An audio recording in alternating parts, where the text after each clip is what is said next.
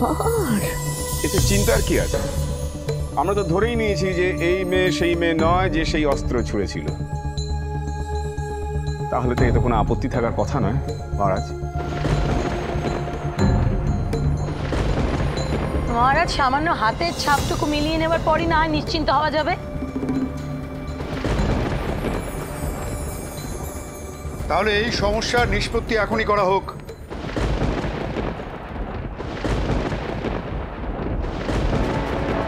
প্রহরী, হাতের ছাপের ছাঁচ নিয়ে এসো। কিন্তু মহারাজ, মহারাজ, হাতের ছাপের ছাঁচ ভেঙে গেছে।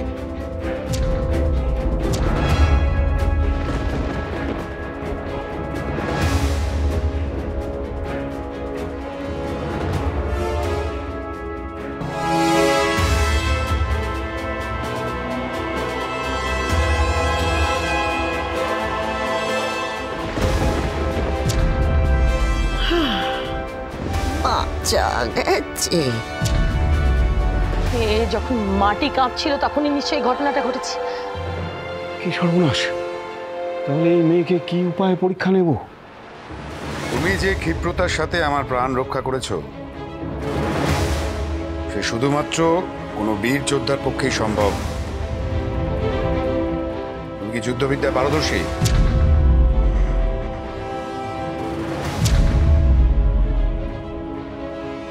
এখন কি উত্তর দেবো আমি?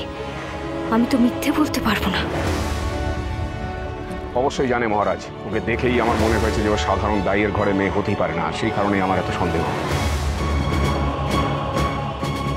উর্মিমালা, তুমি আমার প্রাণ রক্ষা করেছো এই কথাটা ঠিক, এটাও সত্য যে আমার ওপরেই নির্ভর করছে গোটা অমৃত নগরীর সুরক্ষার ভবিষ্যৎ। তাই এত সহজ সরল বিশ্বাসের উপরে ভিত্তি করে আমি তোমাকে রাজবাড়িতে আশ্রয় দিতে পারি না উর্মিমালা। পরীক্ষা তোমাকে দিতে হবে, আর সেটা নেব আমি নিজে।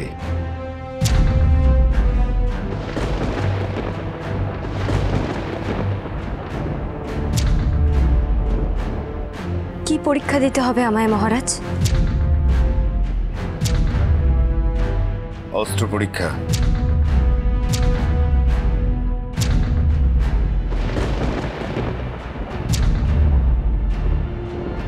অস্ত্র পরীক্ষা?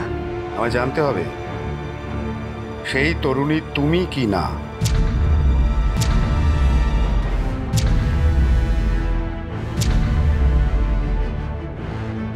আমি নিশ্চিত এই মেয়েটাই সেই অশুভ তরুণী। যেভাবেই হোক ওকে দলে টানতেই হবে। সেই কারণেই আমি পরীক্ষা নেওয়ার উপর এত জোর দিচ্ছি।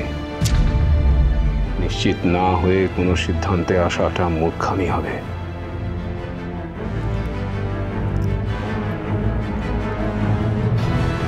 কি হলো? আমার কথার তুমি উত্তর দিচ্ছ না কেন? আমি যে কোনো পরীক্ষা দিতে প্রস্তুত মহারাজ।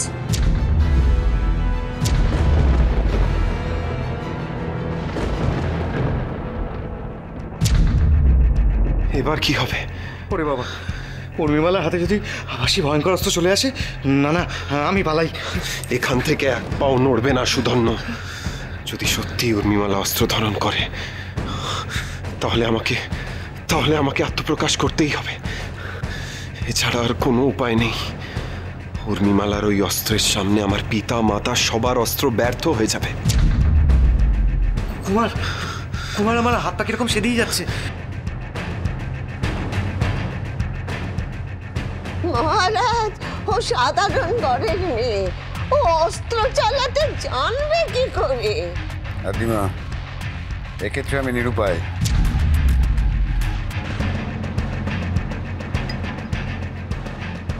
ওর অস্ত্র পরীক্ষা না নিয়ে আমি কোনো সিদ্ধান্ত নিতে পারবো না।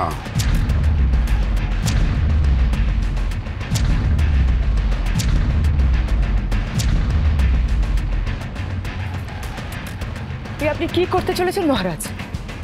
আদ্যিমা তার নাতনিকে নিয়ে আপনার শরণাগত। এই মেয়েটি আপনার প্রাণ বাঁচিয়েছে। একে রক্ষা করা আপনার কর্তব্য মহারাজ। আর তা না করে আপনি ওকে অস্ত্রের দ্বারা আঘাত করতে চাইছেন। মহারানী, আমার রাজ্যকে সুরক্ষিত রাখাটাও আমার কর্তব্যের মধ্যে পড়ে।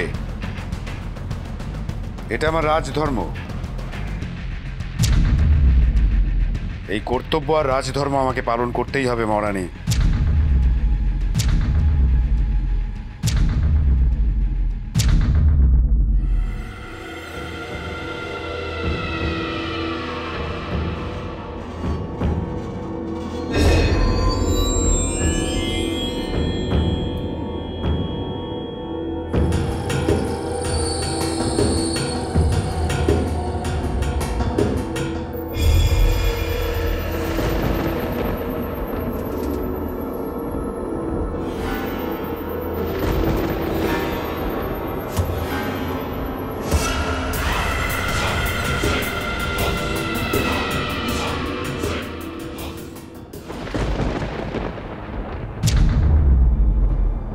কোনো রকম কিছু করিস নি মেয়ে, অস্ত্র আঘাত করলেও না।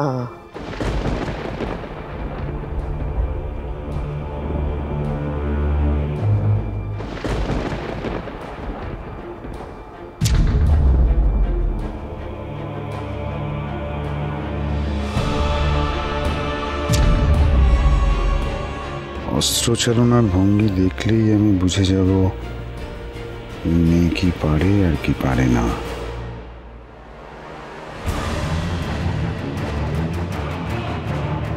ভুল হচ্ছে, কোথাও একটা বড় ভুল হচ্ছে।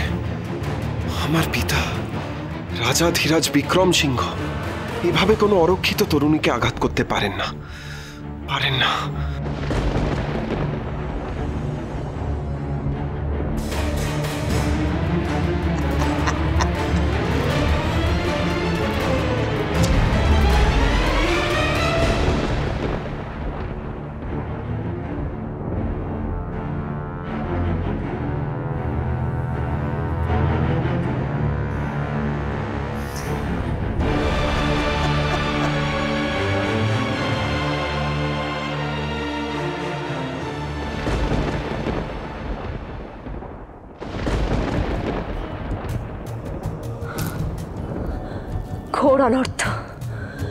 ঘোর অনর্থ ঘটতে চলেছে আজ। মায়াপুরী, হে আদিপিতা, আপনি এসেছেন। দেখুন আদিপিতা, কিরণমালার জীবনে আজ অমৃতনগরীতে কি অঘটন ঘটতে চলেছে। রাজা বিক্রম সিংহ কিরণমালার ওপর আজ অস্ত্র প্রয়োগ করতে চলেছে আদিপিতা। জানি।